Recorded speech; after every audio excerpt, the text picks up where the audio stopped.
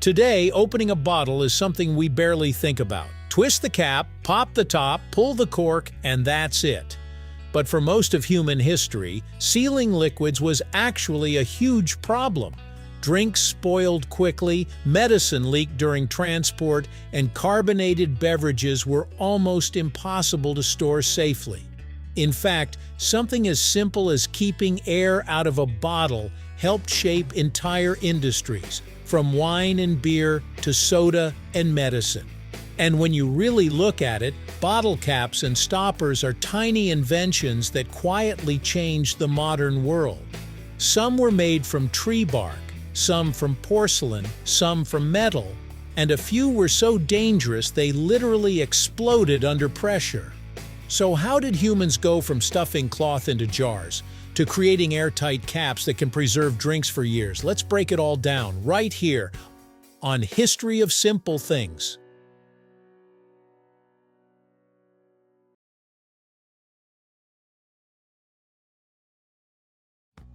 Long before factories and soft drinks existed, people still needed ways to store liquids. Ancient civilizations like the Egyptians, Greeks, and Romans used clay jars, pottery vessels, and glass containers for wine, oils, perfumes, and medicine. But sealing them properly was difficult. One of the earliest solutions was surprisingly simple: cloth and wax. People would stuff fabric, leather, or wood into the opening, then seal it with wax or resin to slow down air exposure. It worked, sort of. The seal wasn't always airtight, and liquids could still leak during travel. As glassmaking improved, cork became one of the most important sealing materials in history. Cork comes from the bark of the cork oak tree, mainly grown around the Mediterranean. It was lightweight, compressible, and naturally resistant to moisture. The Romans used cork thousands of years ago, but it became truly essential much later during the rise of bottled wine. By the 1600s, stronger glass bottles started appearing in Europe thanks to coal-fired glass furnaces. These bottles could survive transportation better than older, fragile containers.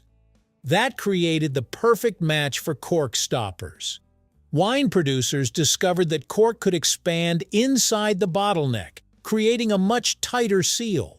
And interestingly, this accidental partnership helped wine age properly. Tiny amounts of oxygen could still slowly pass through natural cork, which influenced the flavor over time. Everything changed once carbonated beverages became popular in the 18th and 19th centuries. Soda water, sparkling wine, and beer created pressure inside bottles. Ordinary corks often failed because gas buildup could push them out like tiny rockets. To solve this, inventors began experimenting with mechanical closures. One early design was the swing-top bottle, sometimes called the flip-top bottle. It used a ceramic or porcelain stopper held down by metal wires and a rubber gasket. When closed, the pressure inside the bottle actually helped strengthen the seal. These became especially popular for beer and mineral water in Europe. Some old soda bottles even used glass marbles as stoppers. These were called cod neck bottles, invented by British engineer Hiram Cod in the 1870s. Inside the neck was a marble and rubber ring. Carbonation pressure pushed the marble tightly against the seal. To drink from the bottle, you push the marble inward. Kids loved these bottles because of the marble trapped inside. But manufacturers eventually moved away from them because they were more expensive and harder to clean. Then came one of the most important inventions in beverage history: the crown cork. In 1892, an American inventor named William Painter created the metal bottle cap we still recognize today. His design used a thin metal cap with crimped edges and a cork liner underneath to create an airtight seal. It was cheap, reliable, and perfect for carbonated drinks.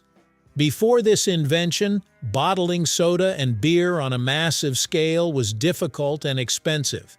But the crown cork changed everything. Suddenly, beverages could be sealed quickly, transported long distances, and opened easily with a bottle opener. That invention helped fuel the global rise of soft drink companies like Coca-Cola and Pepsi during the 20th century.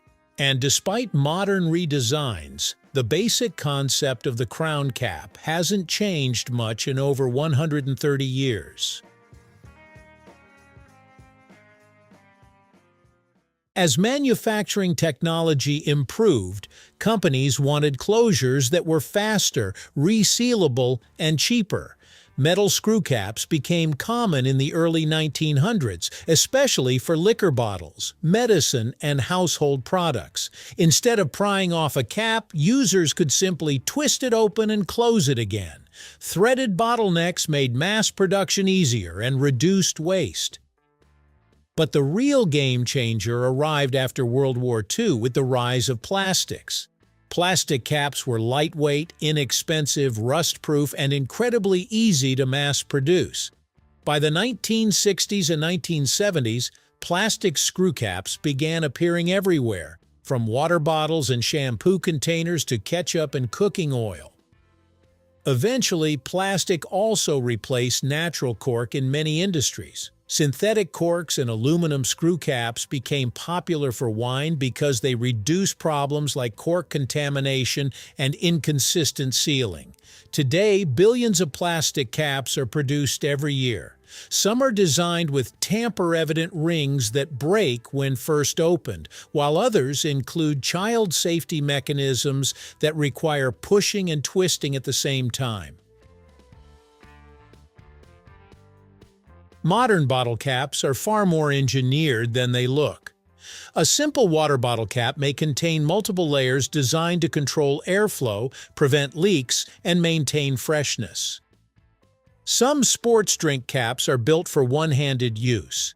Medicine bottles are carefully designed to meet child safety regulations. Wine closures are now tested for oxygen transfer rates to help preserve flavor. And now there's another major challenge: sustainability. Because plastic waste has become a global issue, companies are experimenting with biodegradable caps, tethered bottle caps that stay attached after opening, and recyclable plant-based materials. So even today, the evolution of bottle stoppers isn't over.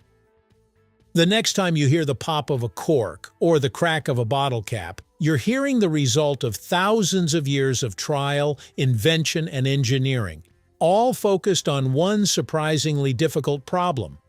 How do you keep a liquid safely inside a bottle? Thank you for watching. If you have suggestions for our next video, feel free to share them in the comments below. We'll be sure to give you an acknowledgement for your contribution. Thank you for joining us on this journey through the history of simple things. Don't forget to like, subscribe, and stay tuned for more stories woven through the smallest details.